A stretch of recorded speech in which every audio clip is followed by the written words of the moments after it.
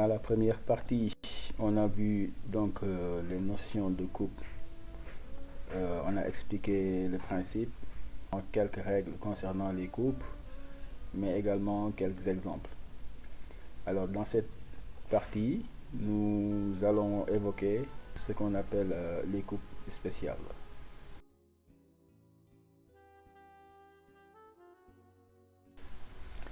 C'est parti. On commence par la coupe partielle ou bien la coupe locale. C'est la même chose.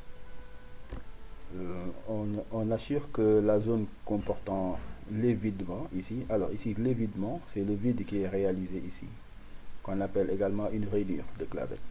Ici, on n'a pas besoin de mettre des hachures sur toute la longueur de la pièce. Ce qu'on veut mettre en évidence, c'est uniquement cette partie, raison pour laquelle on adopte ce type de coupe, que l'on appelle coupe partielle ou bien coupe locale. Ce qu'il faut constater, c'est qu'ici on a utilisé un type de trait qui est assez nouveau, mais qu'on avait vu dans le premier cours sur les bases du dessin technique. Ce trait, on l'appelle trait continu ondulé ou bien à main levée. Voilà, donc c'est pour des coupes locales comme ça. Autre remarque, c'est que là également, on a une certaine façon de représenter la pièce qui montre que en réalité, c'est une pièce qui ne s'arrête pas ici, qui continue, mais qui ne présente pas de forme particulière pour le reste. Donc on peut s'arrêter là juste pour la pièce. Voilà pour la coupe locale.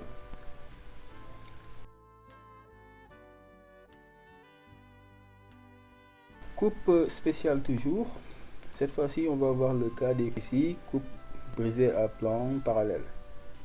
Alors, on va voir ce que ça donne sur cette animation. Voilà. On va mettre en évidence ces différents trous que nous avons ici en utilisant plusieurs plans de coupe à la fois qui sont parallèles entre eux pour couper la pièce. Voilà, donc on coupe sur plusieurs plans différents. Les plans ici sont parallèles. Résultat, toute la partie jaune va être représentée avec des hachures tout à l'heure. Alors là, on retrace les différents plans de coupe. Ces trois plans-là sont parallèles entre eux. On va mettre en évidence ce trou qu'on a ici, les trois qui sont là sur cette partie, et également à ce niveau, on va mettre en évidence ce trou et celui-ci. Donc ça c'est le dessin des différents plans. Voilà, c'est le plan AA qui est ici, qui a cette direction là. Voilà pour le résultat. Ici on coupe le trou plus le lamage. Sur cet intervalle on coupe les trois trous qu'on a ici, également là. Et partout où il y a de la matière, on représente par des hachures. Ici, ce plan qu'on a à ce niveau, il est dessiné juste en trait mixte fin, un trait d'axe ici et là. Voilà, pour représenter ce plan et celui-ci. Alors, un détail, on veut montrer un détail ici, on l'agrandit à l'échelle 1,5 sur 1 pour montrer le détail de manière plus claire. Voilà, ça aussi, c'est une façon de représenter une partie de la pièce. On le voit ici à nouveau avec une autre pièce, avec plusieurs plans qui sont parallèles entre eux pour montrer un certain nombre de détails. Résultat, si on enlève la première partie de la pièce, voilà ce que nous avons. On va observer à partir de là pour voir des parties hachurées.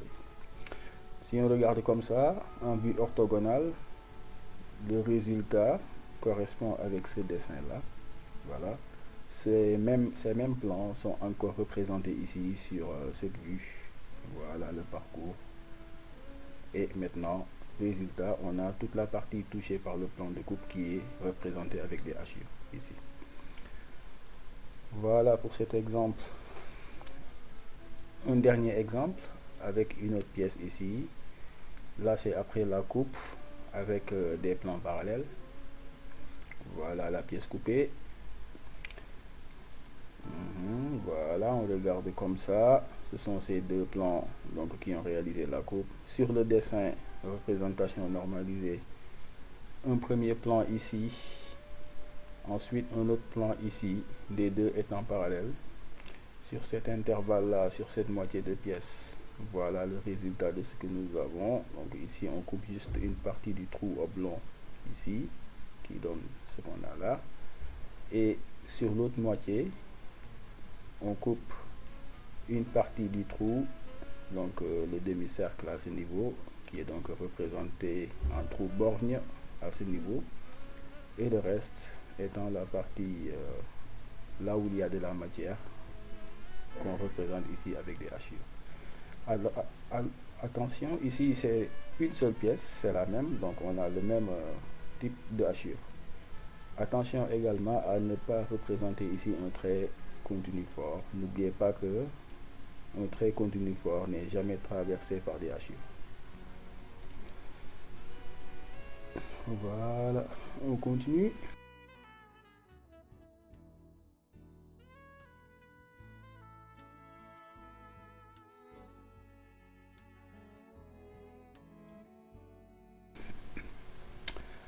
Coupe brisée toujours, mais cette fois-ci à plan séquent. À la différence du premier exemple, ici on voit que sur cette animation, nous avons un plan qui est oblique, qui est séquent à un autre plan ici. La coupe s'effectue de cette façon-là. Voilà, on enlève la partie dont on n'a pas besoin et on conserve l'autre partie. On voit que cette partie est rabattue sur le même plan que l'autre moitié. Et là, ce qui donne au final ce résultat-là, avec le trou qui est ici, l'autre qui est représenté là en très fort, parce que étant coupé. Et maintenant, il nous reste juste à compléter par les hachures. Voilà pour les hachures. Donc coupe toute cette partie avec des hachures là et l'autre partie représentée par des hachures. Ici on a une nervure et sur cette coupe, la voici. Voilà, c'est une coupe transversale, c'est pas une coupe longitudinale, donc on peut mettre des hachures pour les nervures. Les nervures, on ne les hachure pas quand il s'agit de coupe suivant la longueur. Et là, la coupe, elle est transversale. C'est pas la même chose. Voilà pour les coupes brisées à plan séquent ou bien plan oblique aussi. Parfois, on l'appelle coupe brisée à plan oblique. On avance un peu. Voilà un autre exemple, la pièce entière sans la coupe. Ici, on coupe avec deux plans qui sont séquents. On enlève la partie qui est ici, dont on n'a pas besoin. L'autre partie restante est là. Si on regarde comme ça, voilà ce qu'on doit représenter avec des hachures. Maintenant, sur la représentation normalisée, ici, le plan de coupe, ou bien les plans de coupe, un plan ici qui est séquent à un autre plan, mais qu'on appelle AA, donne comme résultat la vue AA avec cette moitié de la pièce qui est représentée ici normalement et l'autre moitié qui est représentée en regardant là, et on fait une petite rotation ici pour pouvoir mettre les deux parties sur le même plan sur la vue AA. Voilà le principe.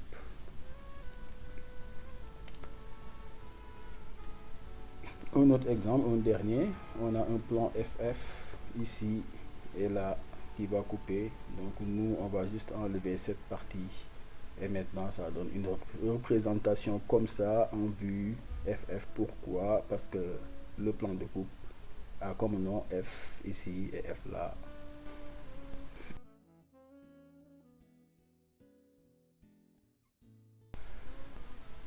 Une autre coupe spéciale, la demi-coupe. Voyons voir avec l'animation qu'est-ce que cela donne. On coupe juste la moitié de la pièce. Cette moitié est coupée, donc elle va être dessinée en coupe, et l'autre moitié, elle ne l'est pas. Elle va être représentée sans la coupe. Voilà. C'est pour ça qu'on l'appelle demi-coupe. Le dessin donne ce qu'on a ici. Un autre exemple, ici, là on coupe la moitié de la pièce. En réalité, on coupe un quart de la pièce. Et voilà, c'est ce qu'on a ici. La partie en rouge, c'est celle qui est coupée, donc celle qui va être représentée par des hachures. Ici sur le dessin, on dessine le plan sur toute la pièce, CC, mais on va considérer juste la coupe de cette partie qui va être représentée comme ça. Là, on met en évidence le trou plus le lamage ici, mais également la moitié de ces trous qu'on a à ce niveau, qui est donc ici, entrée, contenu, fort.